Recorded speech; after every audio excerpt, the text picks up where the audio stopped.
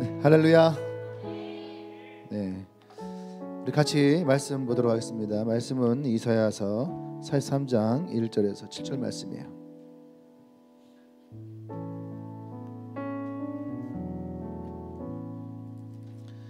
이사야서 43장 1절에서 7절 말씀.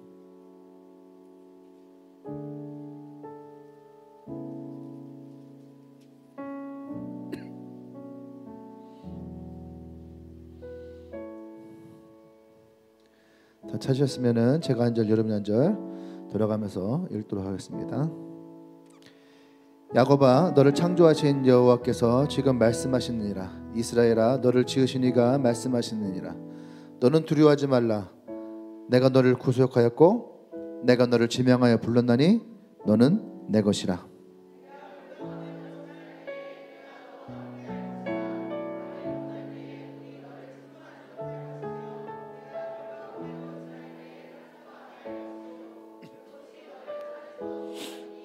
대저 나는 여호와 내 하나님이요 이스라엘의 거룩한 이요 내 구원자임이라. 내가 애굽을 너의 속량물로 구스와 스바를 널 대신하여 주었노라.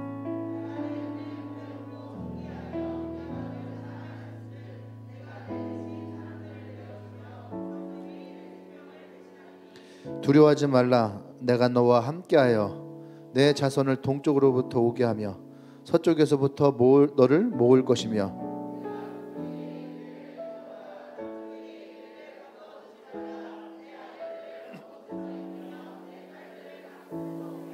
같이 있습니다.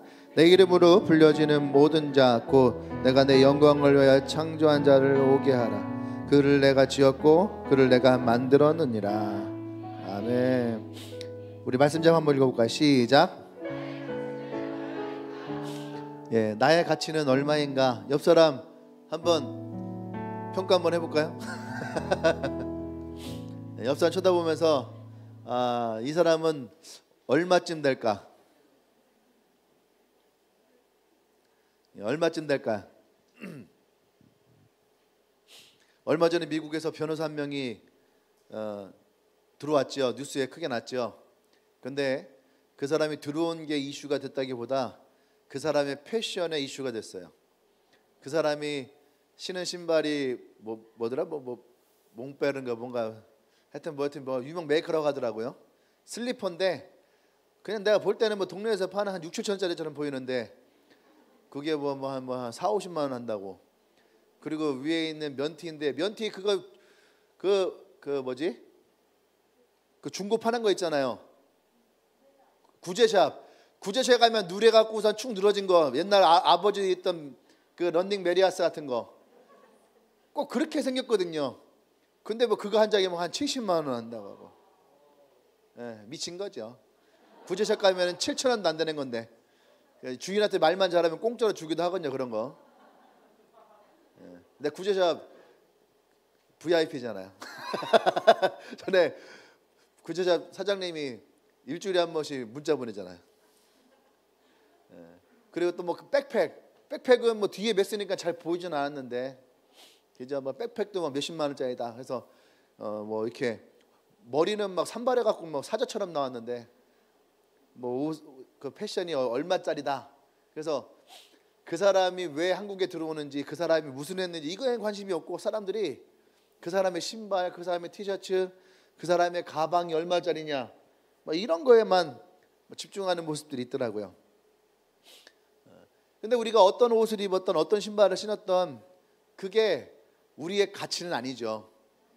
그냥 저 사람이 지금 얼마짜리 옷을 입었구나, 저 사람이 어떤 메이커를 입었구나라는 거는 알 수 있지만 그것이 그 사람을 얼마짜리의 인생이다, 그것이 이 사람의 가치가 얼마다라고 매길 수는 없는 거예요. 아멘. 예.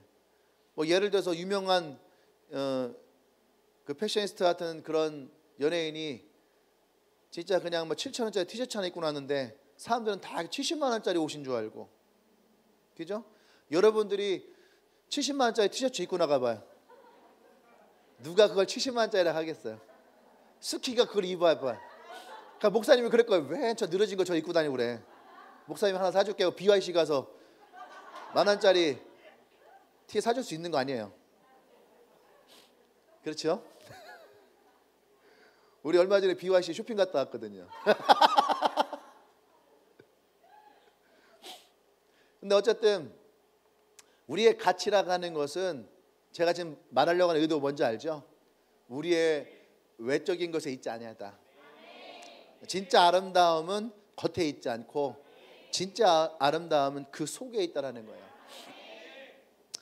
오늘 우리 성경에서 하나님은 너는 내 것이라 라고 하는 이 말씀을 선포하실 때에 결론적으로 얘기하면은 우리의 외형이 어떠하든지 내가 가지고 있는 지식이 어떠하든지 내가 가지고 있는 재산이 얼마이든지 그거와 상관없이 그냥 또 내가 갖고 있는 상처가 얼만큼인지 아픔이 얼만큼인지 고통이 얼만큼인지 죄의 크기는 얼만큼의 죄를 가지고 있는지 아니면 내가 잘못했으면 얼마나 큰 잘못을 했는지 그거와 상관없이 하나님은 내 것이라 했을 때에 그냥 나라고 하는 그 사람 자체 그 한 사람을 향해서 너는 내 아들이라 내 딸이라 하는 하나님의 사랑이 듬뿍 담겨져 있는 하나님의 사랑의 표시라는 거예요.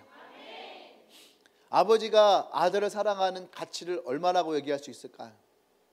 성경은 최소한 어떤 표현을 썼냐면은 아들이 아버지에게 아버지의 재산의 절반을 달라고 할 때에 아빠는 그 아들을 사랑하는 마음으로 기꺼이 그 재산의 절반을 나눠줬어요. 물론 여러분의 부모님은 여러분들을 그만큼 사랑하지 않을 수도 있어요. 재산의 절반을 떼어줄 만큼.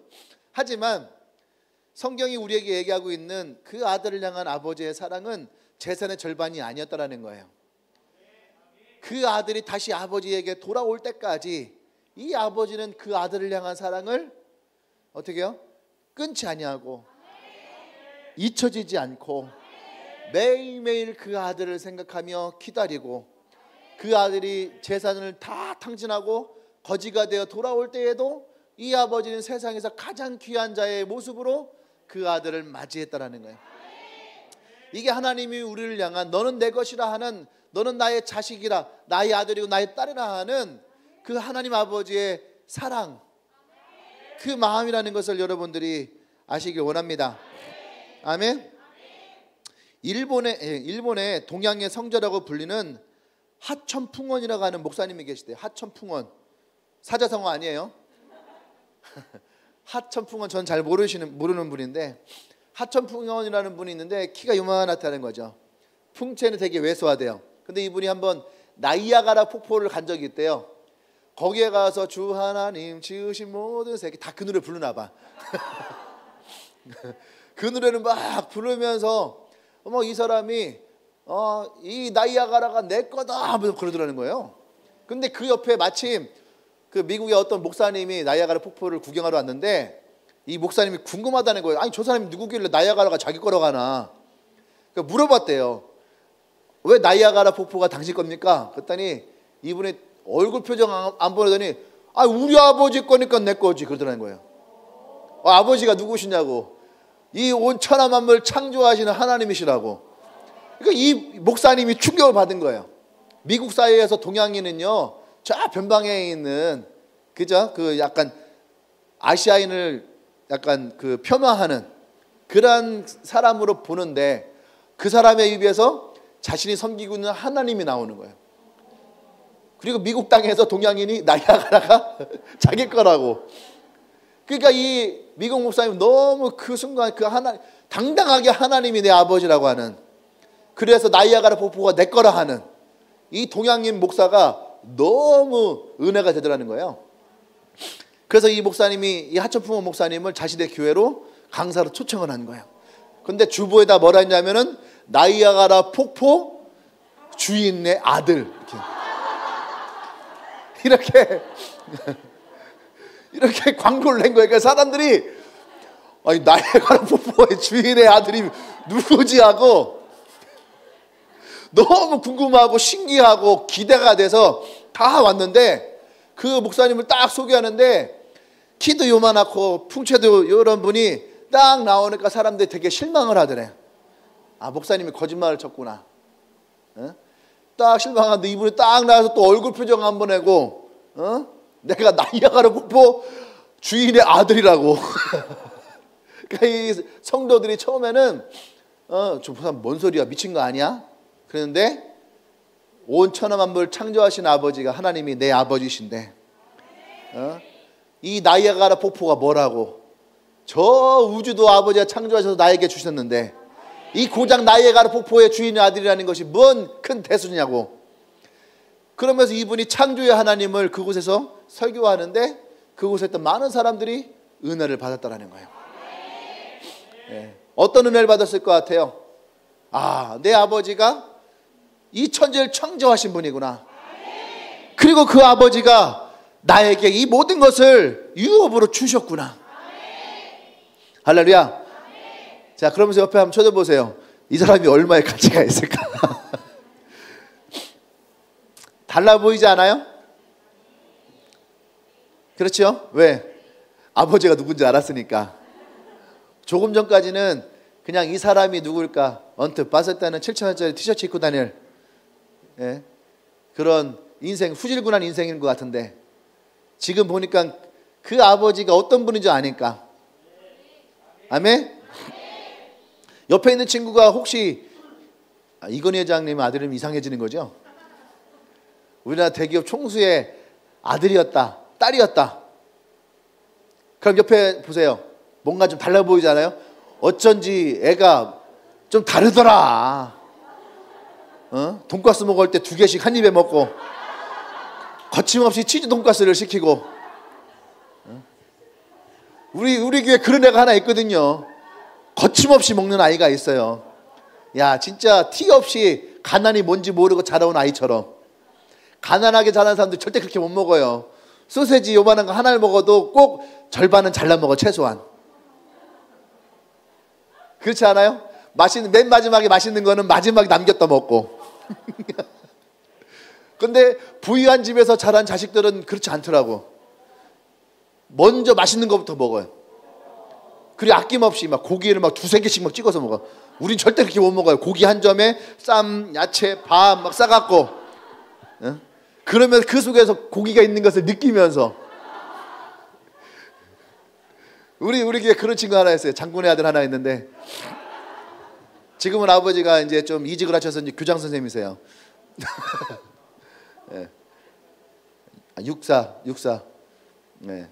근데 그 친구는 진짜 먹는 게 거침없어요. 딱 보면서 참 티 없이 자랐구나. 근데 어쨌든 오늘 성경에서 하나님은 너는 내 것이라. 이것은 다른 표현은 뭐예요? 너는 나의 아들이라. 너는 나의 딸이라. 넌 나의 자녀라. 이스라엘 백성은 포로 생활의 고통스러운 상황을 바라보면서 미래가 너무나도 두려웠다는 거죠. 안 그렇겠어요? 일제시대 때 이 조선 땅에 있던 많은 사람들은 다 이 고통을 당했단 말이에요. 일제가 조선을 침탈을 하고 와서 어떻게 합니까? 창씨개명 시키고. 창씨개명이 뭔지 알죠? 우리의 이름을 바꿔낸 거예요. 최대현 이렇게 되는 거 아니죠. 쇼지채 뭐 이렇게 낙가무라채 뭐 이렇게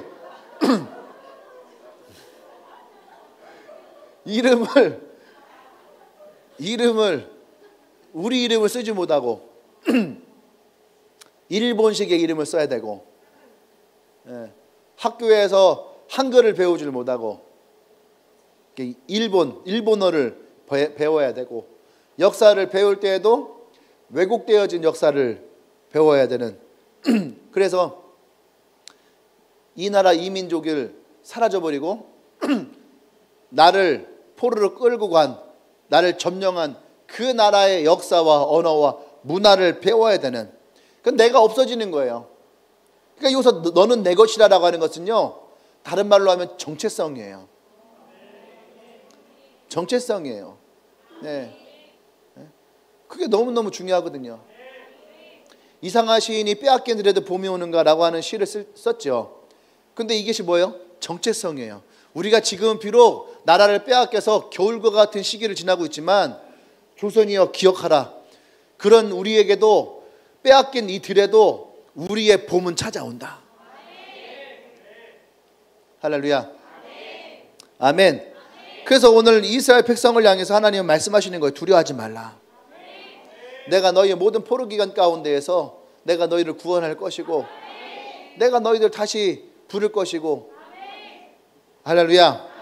그러니까 어떠한 절망을 만날 때에도 낙심하지 말고 포기하지 말아야 될 것은 너는 내 것이라. 아멘. 하나님은 이들의 포로의 시기, 고통의 순간, 절망의 순간을 통해서도 하나님은 이스라엘을 빚고 계신 거예요. 하나님의 백성으로 다시 온전해지는 이 빚어짐의 과정. 하나님은 토기장이라고 말씀하셨거든요. 왜 토기장일까요? 진흙덩어리밖에 되지 않았던 우리들을 하나님의 손으로 빚을 때에 그냥 모양을 만드는 것이 아니에요. 그 모양을 만들기 위해서 수많은 시간이 있고 뱅글뱅글 돌리면서 그 모양을 만들어야지 되고 때로는 이것을 깎아내면서 온전한 모습을 갖추고자 하는 그런 시간들이 있어요. 또 그렇게 만들고 끝나는 것이 아니에요. 그것에 유황도 발라야 되고 또 그것도 초벌도 해야 되고 재벌도 해야 되고 높은 온도 가운데서 오랜 시간 동안 그들이 그곳에서 나올 때에 하나의 작품이 탄생하는 거거든요. 나와 여러분은 똑같아요. 그냥 우리가 만들어지는 것이 아니라 우리는 빚어지는 거예요. 이 모든 순간을 통해서 하나님은 나와 여러분들을 하나님의 것으로, 하나님의 자녀로, 하나님의 작품으로 빚어질 줄 믿습니다. 아멘. 그러니까 우리가 어떤 순간에도, 고통의 순간이든 또 즐거움의 순간이든 어떤 순간에도 하나님이 나의 창조주가 되시고 그분이 지금도 나를 빚고 있다는 것을 여러분들 신뢰하시길 바랍니다. 할렐루야. 다시 한번 우리 본문 1절 읽어볼까요? 자, 시작. 야곱아, 너를 창조하신 여호와께서 지금 말씀하시느니라. 이스라엘아, 너를 지으신 이가 이제 말씀하시느니라. 너는 두려워하지 말라. 내가 너를 구속하였고. 아멘. 우리 옆 사람을 향해 선포할까요? 하나님 말씀하십니다. 너는 내 것이라. 너는 내 것이라.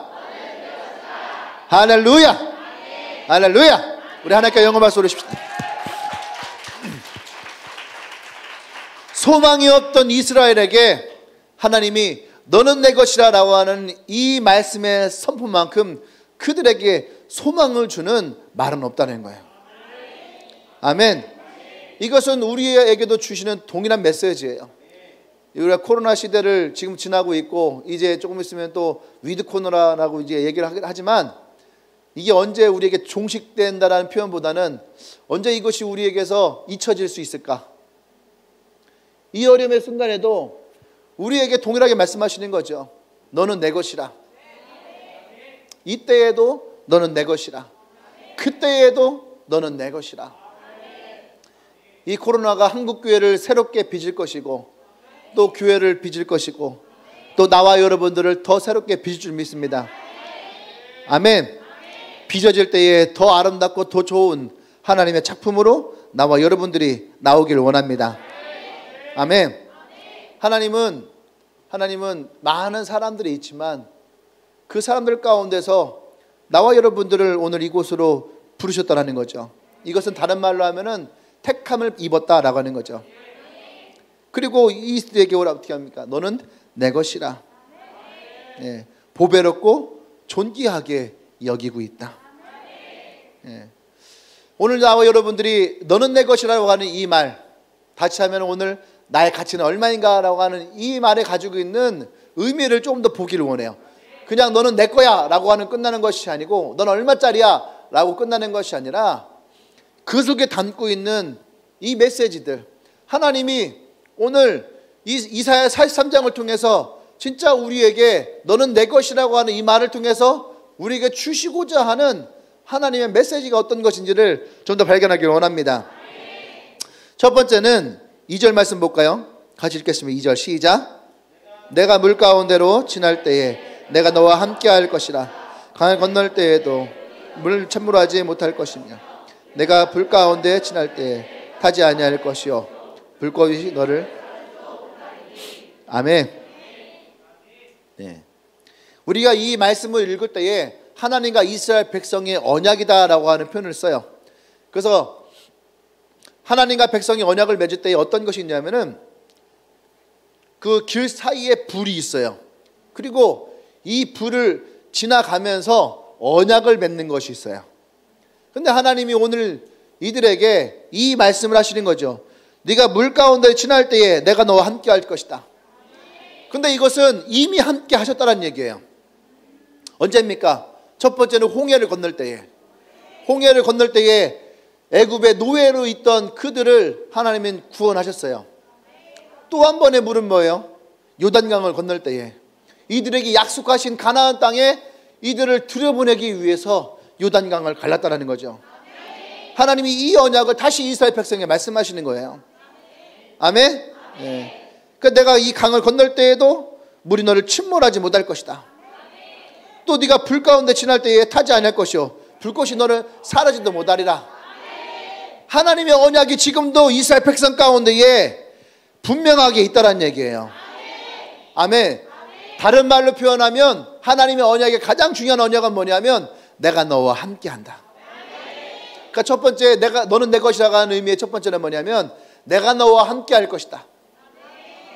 내가 너와 함께할 것이다. 하나님이 내가 너와 함께할 것이라고 하는 이 말의 의미 중에 하나가 뭐냐면 내가 너의 모든 사정을 다 알고 있다라는 거예요. 예. 어떤 힘든 일을 당했어요. 근데 친구가 저러는 거죠. 야, 걱정하지 마. 내가 너와 함께 할게. 예. 내가 너와 함께 할게. 나라에서 충성된 신하로 있다가 나라가 망했어요. 그래서 어쩔 수 없이 나라를 피해서 가야 돼. 근데 그 밑에 있는 부하들이 뭐랍니까? 장군이시여, 우리가 당신과 끝까지 함께 할 것입니다. 그게 무슨 말이에요? 믿음과 신뢰도 있지만 또 하나 뭐냐면 지금의 이 사태가 어떤 것인지 나도 알고 있다. 당신이 지금 어떠한 위험에 처했는지도 난 알고 있다. 하지만 그럼에도 불구하고 나는 당신과 함께 하길 원합니다. 오늘 하나님은 이스라엘 백성에게 동일하게 말씀하시는 거예요.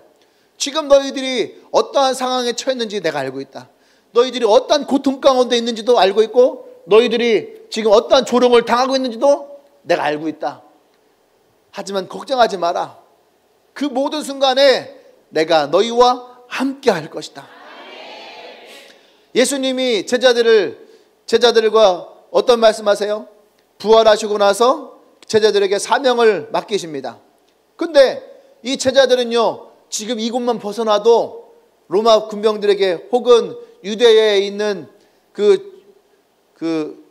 바리새인들이라든지 서기관들이라든지 사례들인 공회의 공회원들에게 걸리면은 죽을 수도 있는, 예수의 이름을 그 복음을 전하다가 걸리면은 죽을 수도 있는 그런 상황 가운데서 그럼에도 불구하고 예수님은 제자들에게 맡기시는 거예요. 너희는 가서 모든 족속으로 제자를 삼아라. 그런데 내가 세상 끝날까지 너희와 항상 함께 할 것이다. 할렐루야. 아멘. 주님은 아신다는 거죠. 너희들이 두려워할 것도 걱정할 것도 앞으로 부딪힐 위험도 어려움도 내가 알고 있다. 그래서 내가 너와 함께 할 것이다. 할렐루야. 그것이 주님이 우리와 함께 하신다라고 하는 의미예요. 결코 너는 혼자가 아니고 너는 나의 것이고 내가 너를 택하여 지명하여 불렀고 그래서 내가 너를 책임질 것이고 그래서 내가 너와 함께 할 것이다. 아멘. 여러분, 하나님은 물이 우리를 가로막고 불이 우리를 살이를 할 때에 야, 그 정도는 네 힘으로 할 수 있잖아. 네 힘으로 좀 알아서 좀 벗어나봐. 이러지 않는다는 거죠.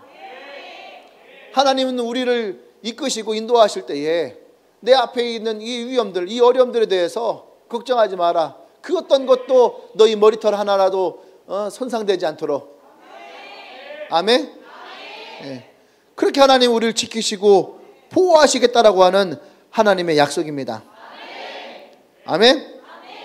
그러시면서 하시는 말씀이 뭐예요? 네가 물을 지날 때에도 불을 지날 때에도 딱 한 가지만 기억해. 두려워하지 마라. 뭐라고요? 두려워하지 마라. 두려워하지 마라. 이것이 하나님이 오늘 이스라엘 백성에게 하시는 말씀이에요. 이것이 하나님의 소유된 하나님의 백성, 하나님의 자녀에게 주시는 하나님의 은혜인 줄 믿습니다. 아멘. 우리에게 이 믿음이 있으면, 이 하나님에 대한 믿음이 있으면 우리는 성경에 나오는 어떤 사람들과 같은 고백을 할 수가 있는 거예요. 누구냐면 다니엘의 새 친구. 자, 이름 한번 얘기해 볼까요? 시작. 그래요, 맞아요. 아우, 잘하네. 사드락과 메삭과 아벳느고. 훌륭해요. 어차피 방송이니까 안 들리니까. 네, 여러분들 세워주는 거잖아요. 이런 목사 어디 있어요? 이렇게 다 세워주고. 사드락과 메삭과 아벳느고가 있어요.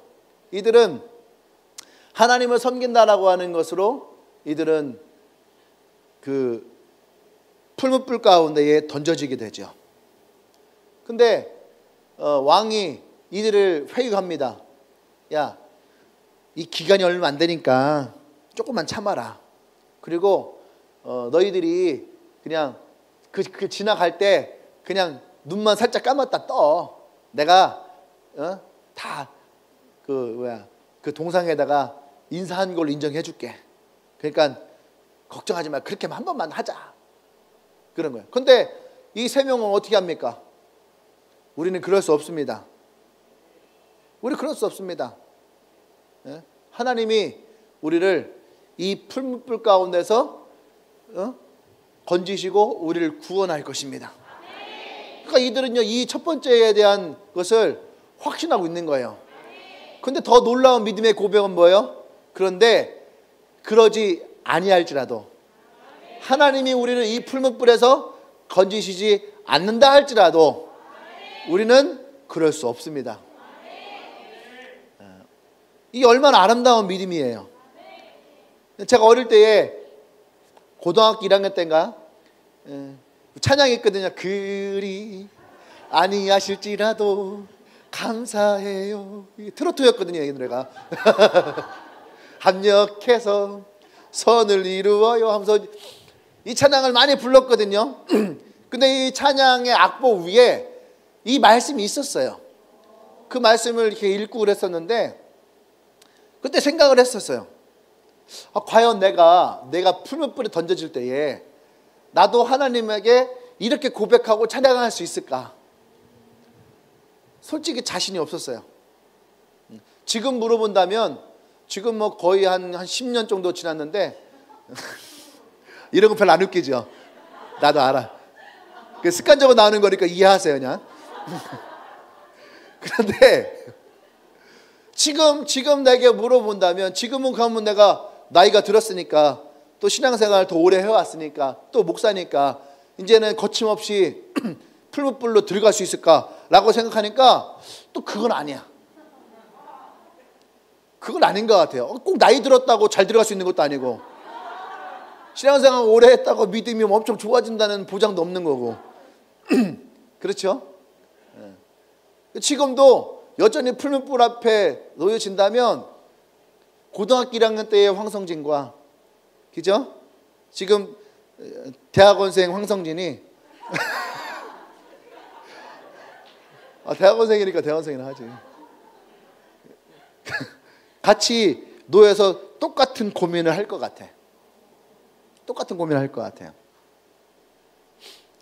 그러니까 여러분, 이 사드락과 메삭과 아벳느고의 이들의 고백은 너무나도 위대한 고백이에요.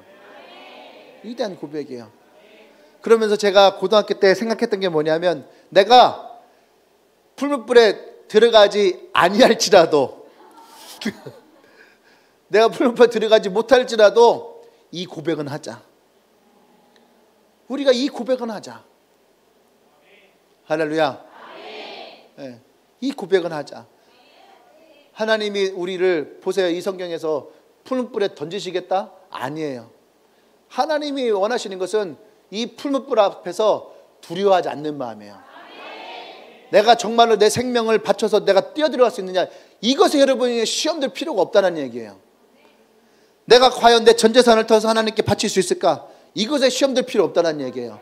내 인생 시간을 다 들여서 내가 하나님을 향해서 사용할 수 있을까? 이것에 시험될 필요 없다는 얘기예요. 근데 사람들은 이것에 시험 드는 거예요.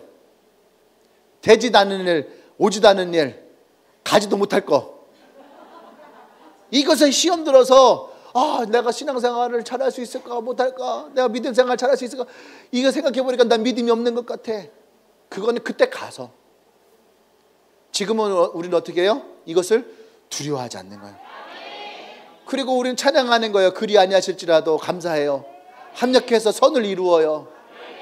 언제나 주님을 바라보면서. 오늘 왜 이러죠? 날씨가 좋아서 그런가? 네. 그런 고백들을 우리가 하길 원해요. 하나님 원하시는 것은 내가 물 가운데를 불 가운데를 들어가느냐, 용기가 있느냐에 대해 있지 않아요. 이것 앞에서 두려워하지 않는 마음. 하나님 나와 지금 함께 하시고 내가 이것을 두려워하지 않는다는 마음. 할렐루야. 오늘 여러분 안에 그 마음이 있기 원합니다. 절망이 찾아와도, 어려움이 찾아와도, 문제가 찾아와도 이것을 두려워하지 않고 포기하지 않는 것. 하나님은 포기하지 않는 자에게 하나님의 구원의 손길이 오는 거예요. 포기하는 사람에게는 이것이 올 수가 없어요. 베드로가 물에 빠졌을 때에 예수님이 오셔서 책망하시죠. 이 믿음이 적은 자야, 왜 의심하느냐. 물에 빠졌어요. 근데 베드로가 그곳에서 포기하던가요? 그래 주님, 어쩔 수 없어요 하면서 그냥 물속에 쑥 들어가 버려요. 베드로 포기하잖아요. 주님이 막 뭐라고 욕하든 말든 그냥 그래도 살려주세요. 예수님 살려주세요. 말씀 그만하시고 좀 살려주세요. 그러니까 예수님이 베드로를 거기서 건져주시잖아요. 포기하지 않아야 돼. 여러분들이 뭐를 하든 포기하지 않아야 돼요. 할렐루야. 네? 최고의 절망은 포기예요. 옆 사람에 계세요. 너의 최고의 절망은 네가 포기하는 거야. 너의 최고의 희망은 포기하지 않는 거야. 아멘. 하나님도 이스라엘을 포기하지 않았고 이스라엘도 하나님을 포기하지 않아요. 그럼 그 속에 있는 건 뭘까요? 둘의 동일한 관점은 뭐야? 소망이에요. 내가 다시 너를 일으킬 것이다. 내가 너희를 다시 예루살렘으로 오게 할 것이다. 우리가 다시 하나님을 예배하던 예루살렘으로 돌아갈 것이다. 할렐루야. 두 번째는 3절 말씀 읽어볼까요? 3절 말씀. 자, 시작. 대저 나는 여호와 내 하나님이요 이스라엘의 거룩하니요 내 구원자임이라. 내가 애굽을 너의 속량물로 구스와 스바를 너의 대신하여 주었노라. 아멘.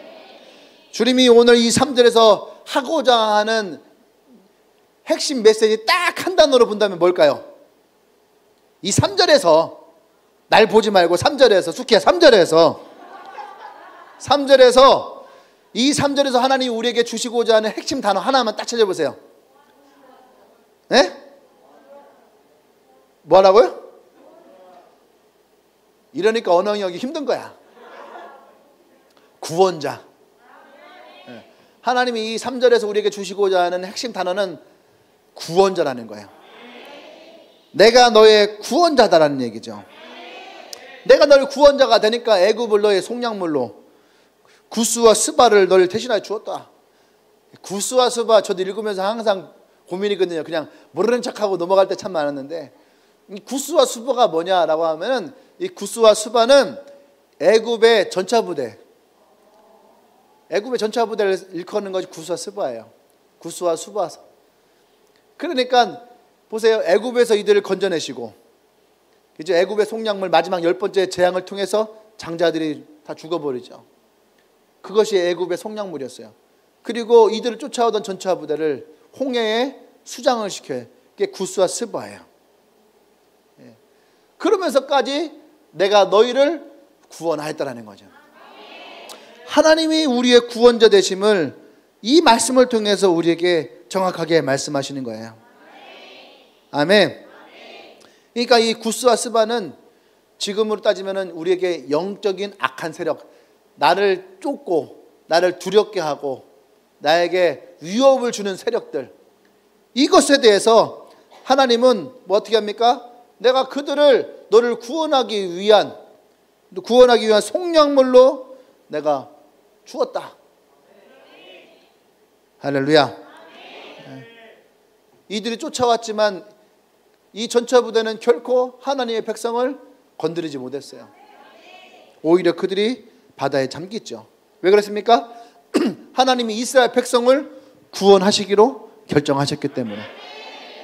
이들을 애굽에서 건져내서 가나안으로 데리고 가시기로 하나님이 결정하셨기 때문에 그 어떤 사람도 그 어떤 세력도 이들을 건드릴 수 없다는 얘기예요. 아멘. 하나님은 그런 우리의 구원자가 되십니다. 우리가 가진 것도 없죠. 애굽 보세요. 가진 것이 있습니까? 아무것도 없어요. 또 할 줄 아는 것도 없고 아는 것도 부족하고, 하지만 하나님은 그런 우리를 위해서 하나뿐인 독생자 예수 그리스도를 우리의 속량물로 주어서 우리를 구속하셨다는 거예요. 아멘. 이것이 예수님의 사랑이에요. 요한복음 3장 16절에서 하나님은 세상을 이처럼 사랑하사, 이처럼 사랑했다라고 하는 표현을 다른 말로 하면은 어떤 표현이 되느냐면은 자신의 아들을 우리에게 내어 주면서까지 우리를 구원하시기를 원하셨던 그 하나님 아버지의 마음. 이유는 단 한 가지예요. 우리를 사랑하셔서 우리가 멸망치 않고 영생을 얻게 하려 하시는 하나님 아버지의 마음. 그것이 십자가의 사랑이에요. 그래서 예수님은 직접 이 땅에 오셔서 그 십자가를 지기까지 수많은 고난과 조롱과 멸시와 천대를 받으시면서도 그 십자가를 지셨고 그곳에서 나와 여러분들을 구원하셨어요. 테텔레스타이 이 말씀을 선포하시며 내가 다 이루었다. 너를 구원하기 위해서 너의 죄도 이 십자가에서 내가 다 속량하였고, 내가 너의 저주를 끊기 위해서 이 십자가에서 그 저주를 내가 대신 받았고, 하나님 아버지와 끊겼던 이 관계를 회복하기 위해서 내가 어린 양의 속량물로 이 십자가를 졌고, 이 보혈로 너의 더럽혀진 모든 죄를 다 깨끗이 씻겨서 너의 죄가 눈과 같이 휘어졌다. 할렐루야. 이것이 예수님이 십자가에서 남기셨던 다 이루었다라고 하는 예수님의 말씀이에요. 이 다 이루었다라고 하는 궁극적인 의미는 뭐예요? 내가 너를 구원하였다. 내가 너를 구원하였다. 내 피값으로 내가 너를 구원하였고, 너를 둘러싼 그 모든 저주를 내가 끊어서 내가 너를 구원하였다. 할렐루야. 이것이 하나님이 우리를 구원하신 은혜고 사랑이에요. 왜 그랬을까요? 왜 예수님이 그 십자가에서 죽으시면서까지 우리를 구원했을까? 그것이 바로 이거예요. 나의 가치예요. 하나님이 내가 가치가 있어서 가치가 아니라 하나님이 나를 택하셨기 때문에 나의 가치가, 그분의 생명을 주기까지 우리를 구원하시고자 했던 그 하나님 아버지의 마음, 그것이 오늘 나와 여러분의 가치인 줄 믿습니다. 내가 너를 존귀히 여기고 내가 너를 내 것으로 인정하는 것. 할렐루야. 그러니까 여러분 스스로가 내가 보잘것없는 인생이다, 내가 할 줄 아는 게 뭐가 있어, 내가 다 그렇지, 내 인생이 이 모양 이 꼴이야, 어릴 때부터 들어왔던 네가 할 줄 아는 게 뭐야, 넌 참 바보처럼 살았구나, 내 스스로에게 이런 말을 남기는 것은 나를 창조하신 하나님을 욕되는 거예요. 날 창조하신 하나님은 내 모습 그대로, 내가 부족하던, 내가 지혜가 부족하던, 내 성품이 부족하던 그 어떤 모습이든 나를 자녀로 택하셨을 때에 그분은 그 모습 그대로 우리를 인정하세요. 인정하시고 우리를 보배롭게 존귀하게 여기는 줄 믿습니다. 아멘. 그것이 하나님의 구원의 가치예요. 보잘것 없는 것을 구원하는 것이 아니에요. 하나님이 구원하실 때에는 하나님의 가치가 그 안에 있는 거죠. 아멘. 네. 옆 사람에게 한번 그렇게 선포할까요? 그래도 너 꽤 가치가 있네. 여러분 스스로에게 그래도 나 꽤 가치가 있네. 여러분은 이것을 스스로가 인정하지 않으면 사단은 끊임없이 우리에게 정죄감을 가지고 오죠. 또 자책을 가지고 와요. 우리의 자아를 무너뜨리는, 이거는 뭐 기독교뿐만 아니죠. 인문학적으로도 한 사람의 자아를 깨트리는 가장 큰 적은 뭐냐 하면은 자책이에요. 자기 정죄감. 그러니까 어릴 때부터 그렇게 자라온 사람들은요, 자기의 어떤 존재감을 인정하기가 그렇게 힘들어요. 하나님이 너는 존귀한 자야, 이런 얘기를 해도 스스로는 계속 방어가 일어나는 거야. 그건 내 얘기 아니야. 난 한 번도 그런 말 들어본 적도 없고, 우리 엄마 아빠도 나에게 그런 말 해준 적도 없고, 나 스스로도 한 번도 그렇게 생각해 본 적이 없어. 나는 공부도 못하고 말도 잘 못하고 사람들이랑 잘 어울리지도 못하고 잘하는 것도 없고, 계속 자기 스스로가 자기의 단점만을 계속 자기 스스로에게 계속 얘기를. 당신은 사랑받게 태어났습니다. 그렇지, 노래는 그렇게 부르지. 근데 뭐 내가 사랑받을 게 뭐 있어? 이러한 것들. 나의 가장 큰 적은 나예요. 나. 또 다른 나. 사도 바울이 로마서 7장에서 열심히 사역을 해왔단 말이에요. 많은 영혼들을 구원하고 교회도 많이 세웠고, 사람들이 사도 바울을 향해서 당신 대단하십니다 해왔어요. 근데 어느 날 사도 바울 안에 또 다른 나를 발견하는 거예요. 여전히 죄 가운데 있고 죄성을 가지고 있는 또 다른 나. 근데 이 또 다른 나가 평소에는 그냥 지나치다가, 이 사도 바울이 왜 그런지 모르겠지만 뭔가 사도 바울도 컨디션이 안 좋을 때 있을 거 아니에요. 사도 바울이 항상 컨디션이 만땅 찍고 싶지는 않을 거 아니에요. 그죠? 뭐 메시가 항상 축구의 신이라고 메시가 항상 축구 잘하는 거 아니잖아요. 호날두도 항상 잘하는 거 아니잖아요. 그죠? 목사님도 항상 잘하는 거 아니잖아요. 같은 급에 놓는 거죠 지금. 그런데 그들도 항상 잘하는 것은 아니에요. 하지만 그들 스스로가 자기를 비하하지 않죠. 얘 미쳤나? 얘네 왜 이래? 어? 자기들도 지금 이 급이라고 막 얘기하는 거야?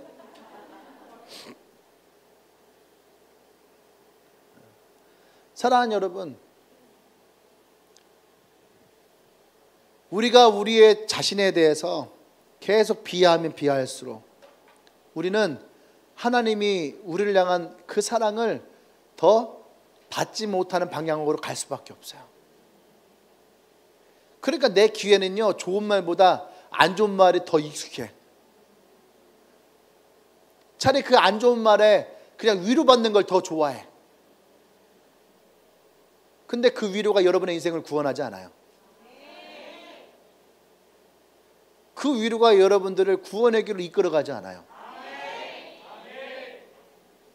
인문학과 신학의 가장 큰 차이가 뭐냐면, 인문학은 오늘 내가 여러분에게 우울함을 달래줄 수도 있고 약을 줄 수도 있고, 그죠? 때로는 술 한잔 기울이면서 함께 그 마음이 통할 수도 있어. 하지만 그것이 여러분들을 영원한 생명으로 이끌어가는 것은 결코 아니에요. 사람들은 그것에 속아요. 아, 지금 내가 위로받았어. 아, 지금은 내가 평안해. 아, 오늘은 내가 잠 잘 잤어. 아, 오늘은 내가 아무 걱정 없이 내가 살 수 있을 것 같아. 근데 뭐예요? 오늘이에요. 오늘이에요. 그건 오늘이에요. 그 순간이에요. 제가 지난주에 얘기했죠. 언발의 오줌 누기. 오늘 내가 그 발이 추워서 동동 있는 곳에 오줌을 싸서 따뜻하게 만들지만 더 추워져요. 더 아파져요. 그곳에서부터 벗어날 수가 없어요. 하나님의 구원하심은 순간이 아니에요. 영원이에요. 영원으로 초청하시는 거예요. 오늘 너는 내 것이라고 하는 예수님의 이 구원하심은 여러분을 향한 초청장이에요. 내가 준비해 놓은 나의 세계로, 너가 있던 그 세계로부터 내가 너를 이곳으로 초청하길 원해. 그것이 구원이에요. 그곳에 있던 사람을 내가 건져내는 거, 그 고통했던 자를 건져내는 거, 그 슬픔했던 자를 건져내는 거, 그래서 하나님이 속해 있는 것들을 그들에게 주는 것, 이것이 구원이에요. 그래서 에베소서 2장에서는 뭐라고 합니까? 이 구원을 하나님의 선물이라. 할렐루야. 그냥 내가 돈이 없어서 할 수 없어서 하나님이 선물로 주는 것이 아니라, 내가 가질 수 없고 내가 누릴 수 없고 내가 소유할 수 없는 것을 하나님의 계신 곳으로 이끌어서 주기 때문에, 그래서 그것이 우리에게 선물로 되는 거예요. 할렐루야. 오늘 그 주님의 이 구원의 선물을 여러분들이 받으시길 바랍니다. 아멘. 마지막 세 번째는 4절 말씀 볼까요? 시작. 내가 내 눈에 보배롭고 존귀하며 내가 너를 사랑하였은즉 내가 내 대신 사람들을 내어주며 백성들을 내 생명을 대신하리니. 아멘. 자, 여기서는 어떤 단어일까요? 어떤 단어일까요? 그렇지. 사랑하였은즉. 하나님이 우리를 사랑하였은즉. 사랑이라는 거죠. 그러니까 너는 내 것이라. 왜 내가? 왜 그래요? 사랑이기 때문에. 사랑하기 때문에.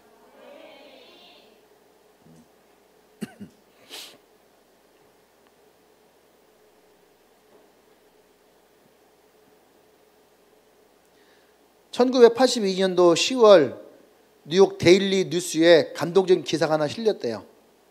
이 정도면 실화라는 거 알겠죠? 17세 소년 마이크 부캐년이라고 하는 아이가 있는데, 지붕 위에 올라가서 자살을 시도했던 아이랍니다.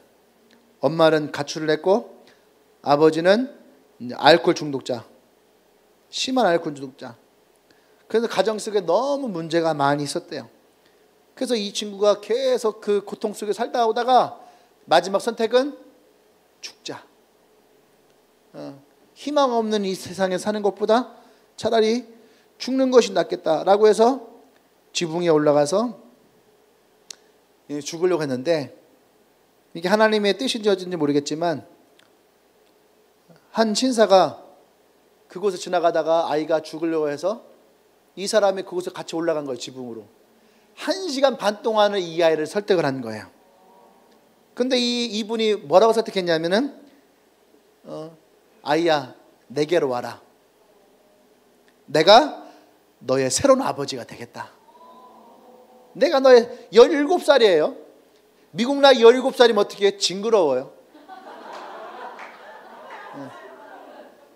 막 애들 막 시험 막 나고 막 키 크고 막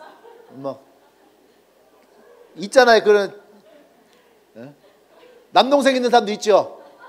남동생도 어느 날 갑자기 누나 이러다가 어느 날 갑자기 누나. 그럼 어떻게 해요? 징그러워요. 그런 나이 17살. 그러면 다 컸잖아요. 근데 어떻게 이 큰아이를 아들로 삼을 수 있어요?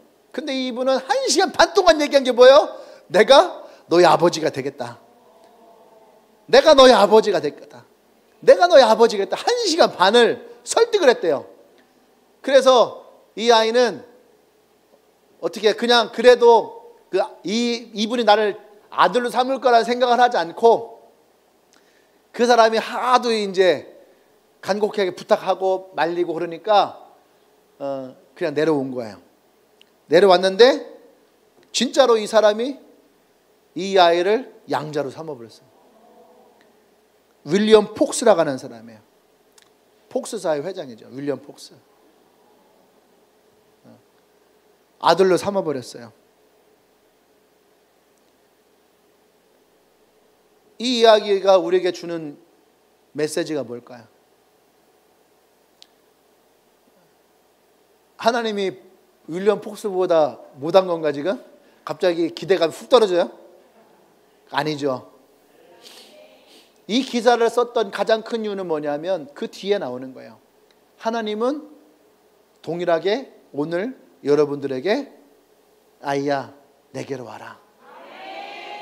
내가 너의 아버지가 되겠다.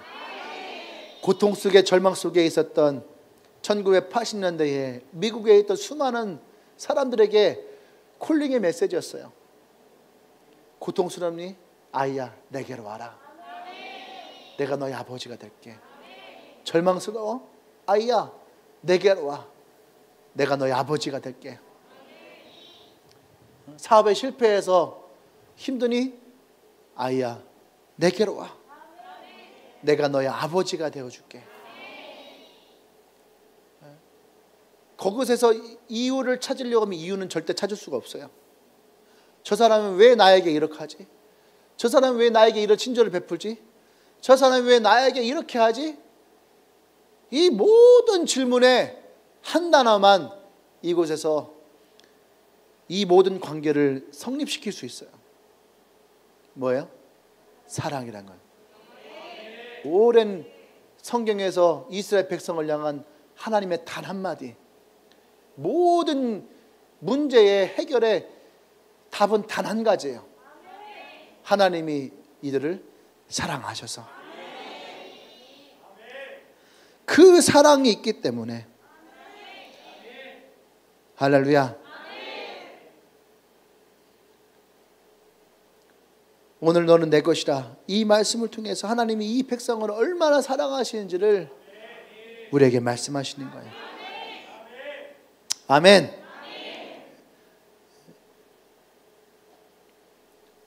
하나님은 여러분들과 아름다운 사랑의 관계 속에 있기를 원합니다.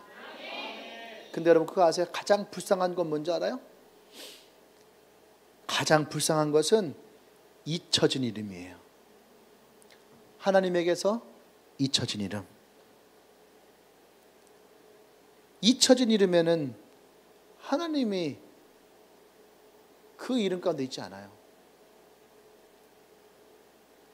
하나님은 결코 나와 여러분들 잊혀진 이름이 아님을 선포하십니다. 아무리 어려운 자리에 있어도, 아무리 외로운 자리에 있어도, 홀로 밤을 지새고 눈물로 밤을 지새우고 그 얼룩진 밤에 있어도 우리의 이 이름이 잊혀지지 아니었다면, 우리의 이름이 잊혀지지 않는 가장 큰 이유는 하나님이 너는 내 것이라. 이스라엘이 나라를 빼앗기고 마을이 없어지고 지파가 다 깨졌어도 하나님이 그들을 너는 내 것이라 하는 이유는 그들의 이름이 하나님에게서 잊혀지지 않았기 때문에. 유대인들이 나라를 빼앗기고 나라를 잃고 전 세계로 흩어져 살다가 1947년인가요? 그때에 다시 예루살렘에 돌아올 수 있었던 그들의 가장 큰 이유는 뭔지 알아요? 그들에게서 하나님이 계셨고 하나님이 너는 내 것이라 했던 그 택하심을 그들은 잊지 않았고. 할렐루야. 그래서 신앙 공동체로 국가를 다시 세우는 거예요. 오늘 나와 여러분들에게 동일해요. 우리의 이름이 하나님에게서 잊혀지지 아니하므로 오늘 동일하게 하나님은 우리에게 너는 내 것이라. 너는 내 것이라.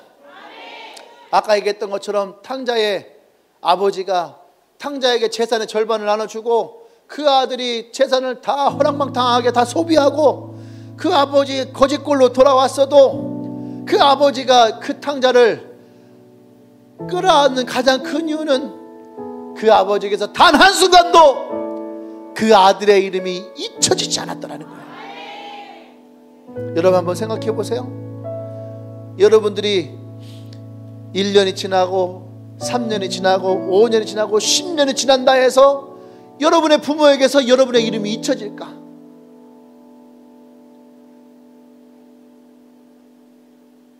어떤 부모님이 자식이 어린 시절 죽어요. 시간이 흘러가면서 이 부모를 가장 가슴이 아프게 한 뭔지 알아요? 이제는 그 죽은 자식이 생각나지 않을 때, 그 잊혀짐이 괴롭고 그 잊혀짐이 고통스러운 거예요.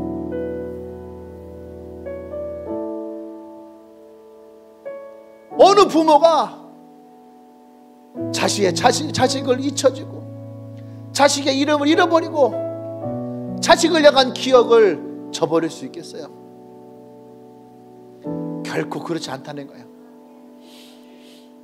누구든지 예수님을 내 구주로 영접하면 우리는 누구나 하나님의 자녀가 되는 권세가 주어져요. 하나님의 자녀로 우리의 이름이 그 생명책에 새겨진 자는 결코 하나님에게서 잊혀지지 않아요. 여러분들이 어떤 상황에 빠져있던 탕자와 같이 허랑방탕한 인생을 살아왔던 베드로와 같이 의심해서 믿음을 저버리던 도마와 같이 단 한순간도 하나님을 향한 믿음을 갖지 못하였다 할지라도 하나님에게서 이 이름이 기록되어진 사람들은 결코 잊혀지지 않아요. 하나님은 결코 포기하지 않고 하나님의 사랑은 저쪽 끝에 동쪽에서부터 이쪽 끝에 서쪽에 이르기까지 기어이 하나님의 자녀들을 찾고 찾아서 하나님의 집으로 이끌어 오시겠다는 거예요. 그래서 오늘 하나님은 여러분에게서 얘기하는 거예요. 너는 내 것이라. 네가 포기하고 싶어도 안 된다. 너는 내 거야. 나를 자책하고 싶어도 안 된다. 너는 내 거야. 나를 내려놓고 싶어도 안 돼. 너는 내 거야. 내가 너를 사랑하였고 내가 너를 구속하였고 내가 영원토록 함께 할 거야. 할렐루야. 오늘 그 하나님의 사랑을 여러분들이 붙잡기를 원합니다. 그 하나님의 사랑을 붙잡기를 원해요. 오늘 가슴에 손을 얹고 한번 기도하십시다. 그리고 고백하세요. 하나님, 당신이 온 천하 만물을 창조하신 나의 아버지십니다. 나이아가라 폭포도 내 것이고 온 우주도 내 것임을 선포합니다. 내가 하나님의 자녀이기 때문에 결코 나는 포기하지 않습니다. 내가 하나님의 자녀이기 때문에 그 어떤 것도 나를 좌절시킬 수 없습니다. 내가 하나님의 자녀로서 다시 일어나길 원합니다. 내가 하나님의 자녀로서 다시 나아가길 원합니다. 내가 하나님의 자녀로서 다시 회복하길 원합니다. 할렐루야, 할렐루야. 우리 주여 한번 쭉 기도합니다. 주여,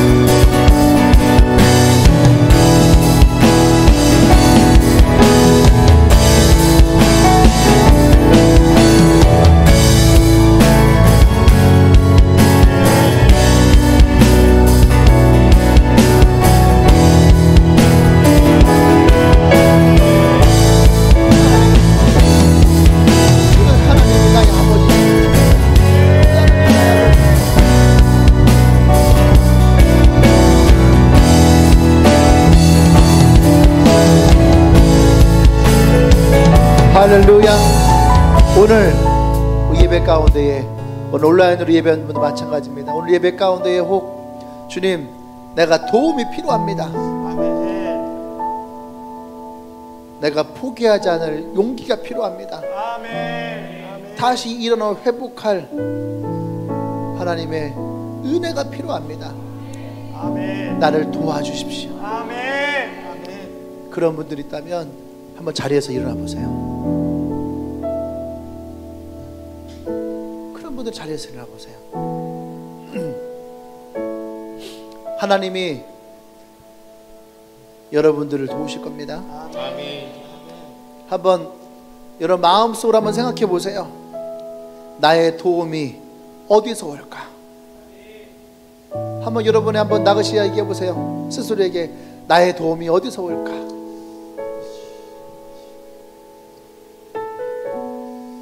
이 고백을 하며 여러분들이 하늘을 바라보세요. 그러면 여러분 마음 가운데에 하나님이 답을 주세요. 아멘. 하나님 답을 주세요. 뭐라고 답을 주십니까? 한번 들어보세요. 뭐라고 할까요? 하나님이 뭐라고 여러분 말씀하십니까? 눈을 들어 하늘을 바라보십시오. 나의 도움이 어디서 올까? 하나님 우리에게 이렇게 말씀하시죠. 나의 도움은 천지를 지으신 아멘. 나의 창조주 하나님 아버지에게서야. 아멘. 할렐루야. 할렐루야. 여러분 마음 가운데 이 음성이 들린 분들마다 하나님께 영광 말씀 올리십시다. 할렐루야. 나의 도움이 천지를 지으신 하나님이라는 것을 여러분의 영혼은 이미 알고 있다는 거예요. 하나님이 이미 우리와 함께 계시고 나에게 이미 이 말씀을 주시고 답을 주시고. 할렐루야. 아멘. 할렐루야. 우리가 이 고백을 가지고 하나님께 나가십시다. 하나님 맞습니다. 아멘. 이미 하나님이 나와 함께 하셔서 나의 도움이 하나님이시라는 것을 내 영혼이 알고 있습니다. 하나님 내 영혼이 주님을 바라보기를 원합니다. 하나님께 도움을 구하며 주님께 나아가기를 원합니다. 우리 주여 외치고 기도합니다. 주여.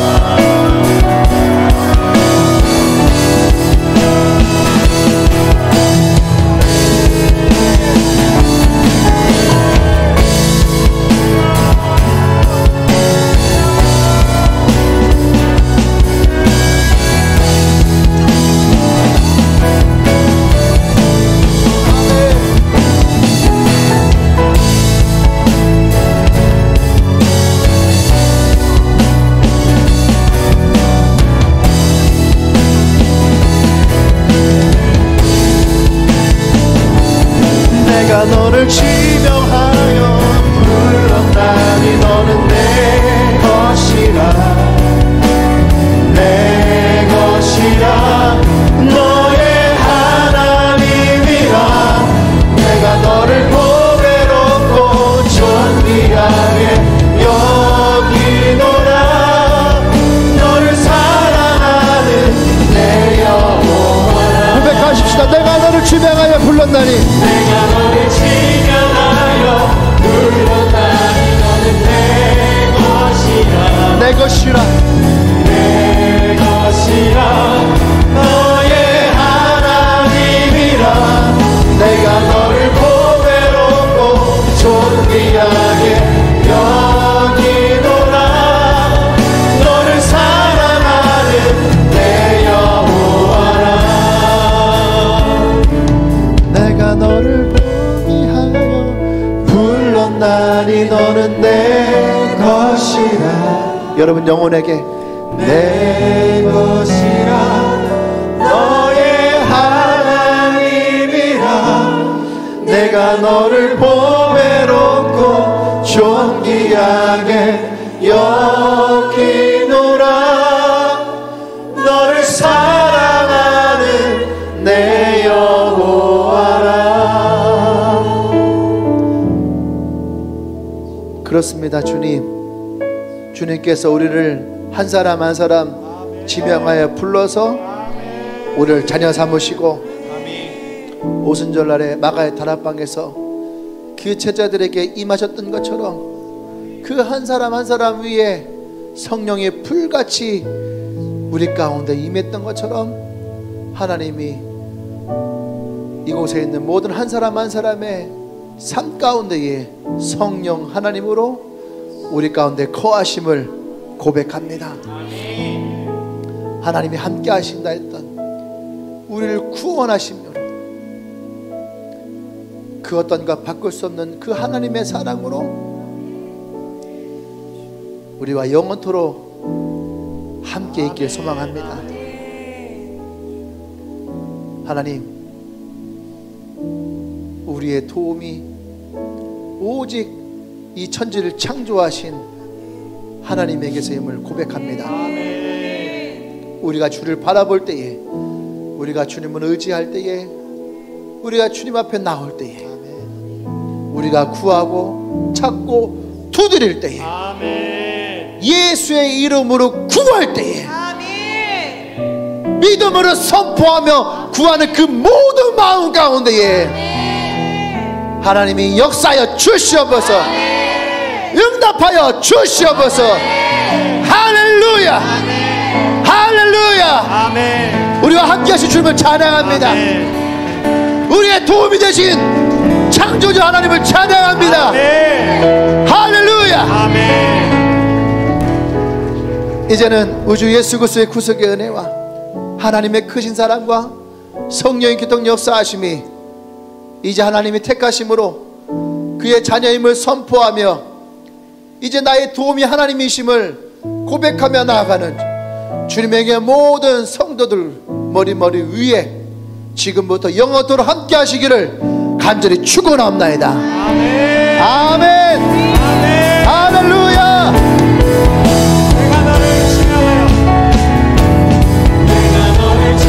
여러분 두 손을 가슴에 올리고 찬양하기 원합니다.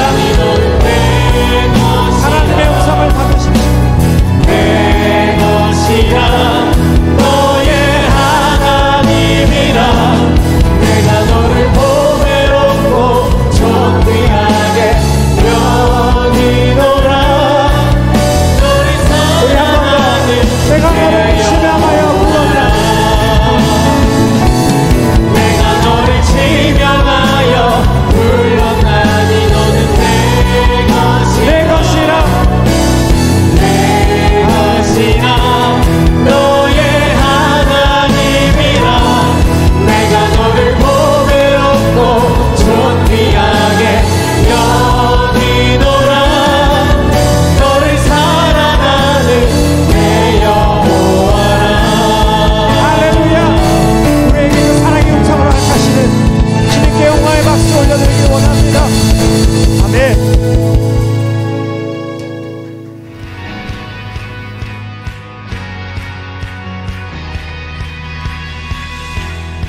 나의 하나님은 고강하신 힘과 권능으로 능치 못함 없네.